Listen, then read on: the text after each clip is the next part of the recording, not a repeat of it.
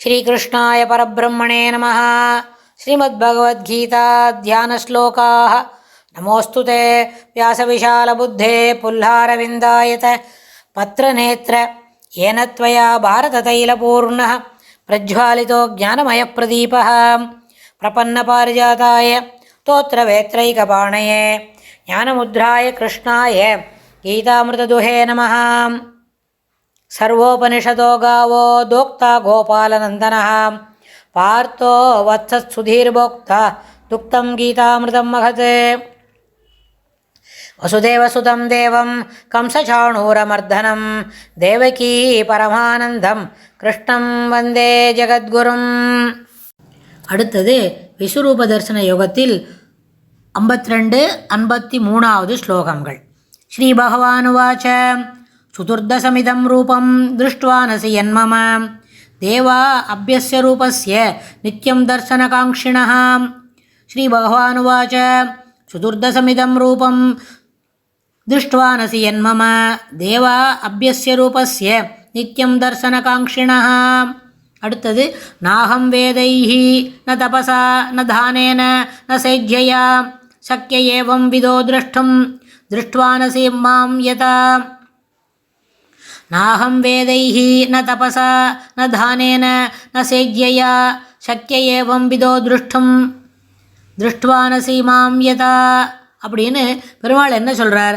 இது அர்ஜுனன் இப்படி சொல்லிட்டான், உன்னுடைய இதானிம் தவ சௌமியம் மானுஷம் ரூபம், இந்த மனுஷ உருவத்தை பார்த்த பிறகு என்னுடைய மனம் இயற்கைத்தன்மை எய்தியவனாக இருக்கிறேன் அப்படின்னு சொன்ன உடனே பெருமாள் அதுக்கு என்ன திருப்பி சொல்கிறார், பதில் என்ன சொல்கிறாருன்னு கேட்டால், மம இதம் இந்த சுதுர்தசமிதம் தர்சனம் சொன்னால் பார்க்குறது, சுதுர்தசம் துர்லபம் பார்க்கறதுக்கே முடியாது, காண்பதற்கு மிக அரியதான எத் ரூபம் எந்த உருவத்தை திருஷ்டுவானசி நீ கண்ணுற்றாயோ அது அஸ்ய ரூபஸ்ய அந்த ரூபத்தை தேவர்களும் நித்தியம் எப்பொழுதும் பார்த்துடணும், தேவர்கள் கூட எனக்கும் நம்மளும் பார்க்கணும் அப்படின்னு நினச்சிக்கிறார். தர்சனகாங்க்ஷிணா அப்படி இதை காண்பதற்கு அவா உடையவாய் இருக்கின்றனர். ஒரு அவா கண்டிப்பாக நம்மளும் பார்க்கணும், நம்மளுக்கும் பெருமாள் இந்த மாதிரி என்ன சொல்கிறோம் விஸ்வரூப தரிசனத்தை காட்டி தரணும் அப்படின்னு கேட்டிருக்கார். ஆனால் அதில் நிஜமான நிஜம் என்னன்னு கேட்டால், ஆனால் அவர்களும் உன்னை போல் கண்டதில்லை. உனக்கு இப்போ நீ பார்த்துருக்கியே என்னுடைய யோக சக்தியினால் அந்த வலிமையினால் அந்த சிறப்பினால் நீ இப்போது பார்த்துட்டியே எதை கண்ணுற்றாயோ ஒரு விஸ்வரூப தரிசனத்தை, அந்த விஸ்வரூபத்தின் தரிசனம் அப்போ தேவர்களுக்கும் கிடைத்ததில்லை அப்படின்னு பெருமாள் சொல்கிறார்.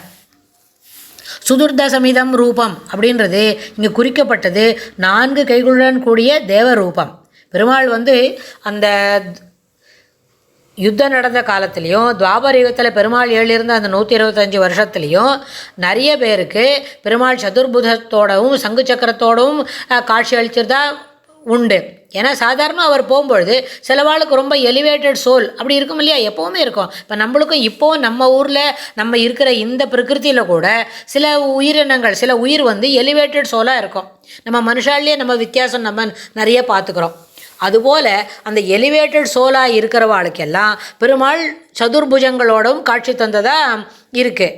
நிறைய பேர் சொல்லியிருக்கா, நிறைய அவளோட சரித்திரத்திலலாம் எழுதியிருக்கா. ஆந்திர பிரதேசில் இருக்கிற சில வியாசங்கள்லாம் நம்ம பார்த்தபோது அதில் இருக்கிற அந்த நூலில் பெருமாள் அப்படி எழுதியிருந்ததா நிறைய பேருக்கு அப்படி காட்சி கொடுத்ததா இருக்குது. ஆனால் சாதாரணப்பட்டவா அப்படி இருக்குன்னு சொன்னால் அவளுக்கு எப்பவும் போல் பெருமாள் 2 தோளோட வேகமாக இடுப்பில் ஒரே ஒரு புல்லாங்குழல் சொருகிண்டு தலையில் மைப்பீல கிரீடத்தில் மயில் பீலியை மட்டும் சொருகிண்டு போனதாக பார்த்தது கூட இருக்கா சாதாரணப்பட்டவாளுக்கு. ஆனால் எலிவேட்டட் சோல்னு சொன்னால் அவளுக்கு பெருமாள் சதுர்புஜங்களோடவும் சௌமியமான ரூபத்தோடையும் காண்பித்தது உண்டு. சுதுர்தசமிதம் ரூபம் என்று இங்கு குறிக்கப்பட்டது 4 கைகளுடன் கூடிய தேவ ரூபம். அடுத்த ஸ்லோகத்தில் என்ன சொல்கிறார்? நாகம் வேதைஹி ந தபசாக. ஆனால் இப்படியெல்லாம் ஒரு உருவம் பார்த்தியே எதா எவ்வாறு என்னை திருஷ்டுவானசி நீ கண்டனையோ ஏவம் விதா அவ்வாறு அகம் ந வேதைஹி வேதங்களாலும் காண்பதற்கு அரிது காண்பதற்கு கூடியவன் என்று. வேதங்களை நல்லா ஓதியிருக்கோம், ஒரு நாளைக்கு இத்தனை தடவை இவ்வளோ அத்தியாயனம் ஆறுது இவ்வளோ தடவை சொல்கிறோம் அப்படின்னா கூட அது வழியாகவும் காண்பதற்கு கூடியவன் அன்று. மேலும் ந தபசாக தவத்தாலும் அன்று ந தானேன அன்று, அதாவது சிறப்பான தானங்கள் செய்தாலும் என்னை இவ்வாறு காண்பது அரிது, வேள்வியினாலும் அன்று, வேள்வியினாலும் காண முடியாதது அப்படின்னு சொல்கிறார் பெருமாள். இதில் இங்கே என்ன நம்ம பெரிய அளவில் சிறப்பாக பிழையில்லாமல் புரிஞ்சுக்கணும் அப்படின்னு கேட்டால், பக்தியை முக்கியமாக கொள்ளாமல் பலனை முக்கியமாக கொண்டு செய்யப்படும் தவமும் தானமும் ஏனைய பிற கர்மங்களும் இங்கு குறிக்கப்பட்டது. என்ன சொல்லியிருக்கு? அதாவது நான் யஜ்ஞேன, நான் தபசேன, நான் தானேன அப்படின்னு சொல்கிறார் இல்லையா? நான் வேதைகி, வேதங்களை ஓதுவதாலும் தவங்கள் செய்வதாலும் தானங்கள் செய்வதாலும் என்ன பண்ண முடியாது? பெருமாளை இந்த மாதிரி காண முடியாது. காண்பதற்கு ந சக்கியா, காணக்கூடியவன் அன்று அப்படின்னு சொல்லிக்கிறார். பக்தியை முக்கியமாக கொள்ளாமல் பலனை முக்கியமாக கொண்டு செய்யப்படும் தானமும் தவமும் ஏனைய பிற கர்மங்களுமே இங்கே கூறப்பட்டது. அதனால் என்ன பண்ணணும்? பக்தியை முக்கியமாக கொண்டிருக்கணும். பெருமாளை அடைய வேண்டியது மட்டுமே முதல் காரணமாக வச்சுக்கணும். பாக்கி இதர சௌரியங்களை பற்றி கேட்குறத அடுத்த you should push it aside. அதை you should brush it aside. Push it அசைட்னா கொஞ்சம் கழிச்சு முன்னாடி வந்துருமாயிடும். ப்ரஷ் இட் அசைட்னா ஒரு வழியாக கீழே தள்ளிவிடலாம். இங்கே நம்ம ஒரு முக்கியமாக ஒரு விஷயத்தை நம்ம ஒப்பு நோக்கலாம், ஒரு பார்க்கலான்னு கேட்டால், ஒரு சின்ன குழந்தை இருக்குது, 2 வயசு 3 வயசு தான் ஆறுது. அது என்ன பண்ணோம்? நம்ம நிறைய காகிதமெல்லாம் காட்டினா, ரூபா நோட்டு காமிச்சாலும், வேறு சில பெரிய சங்கிலி, வளை, கொலுசு, அதுபோல் எதானே அதுக்கு போட்டுக்கக்கூடிய சாமானெல்லாம் காட்டி கொடுத்தா கூட அதெல்லாம் பார்த்துட்டு வச்சுக்கோம்.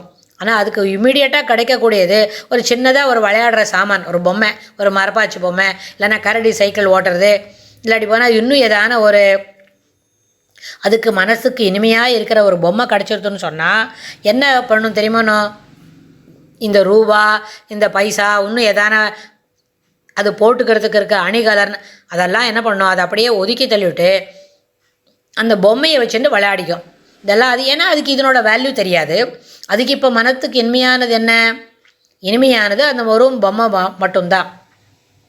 அதாவது ஒரு குழந்தையின் சரளம் எவ்வளவு இனிமையானது தெரியுமா? இவ்வளோதான், அதனோட சரளம் இவ்வளோதான் இருக்கும்.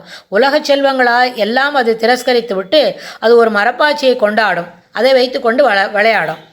திடபக்தனும் அப்படிப்பட்டவன் தான். உலக செல்வ கௌரவங்களை திரஸ்கரித்து விட்டு ஈஸ்வரனை மட்டுமே கொண்டாடுபவன். அவன் வேறு எவனுமாறு இருக்க மாட்டான். அதுபோல் இருக்கணும். அதுபோல் திடபக்தியாக இருக்கும் பொழுது அந்த நிலையில் இதெல்லாம் என்ன பண்ணாது?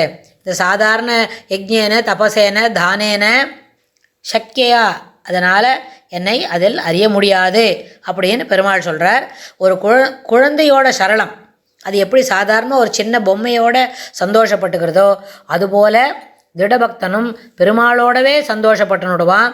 பாக்கி இருக்கிற உலக செல்வங்கள், அதில் கிடைக்கக்கூடிய கௌரவங்கள், அதையெல்லாம் அவர் பொருட்படுத்த மாட்டார்கள் அப்படின்னு. ஆனால் குட்டி குழந்தைக்கு எப்படி ஒரு பொம்மை சிறப்பானதோ அதுபோல் நம்மளுக்கும் பெருமாள் ரொம்ப சிறப்பானவர். திடபக்தி இருந்தால் பெருமாள் மட்டுமே போகிறோம். பெருமாள் இருந்தாக்கா பாக்கி எல்லாம் இதெல்லாம் தானாக கூடவே வரும் அப்படின்றத நம்ம புரிஞ்சிக்க முடியும். இதுக்கு அடுத்த ஸ்லோகத்தில் இன்னும் என்ன பெருமாள் சொல்கிறாருன்னு நம்ம பார்த்துக்கலாம். ஸ்ரீ கிருஷ்ணாய துப்யம் நமஹ.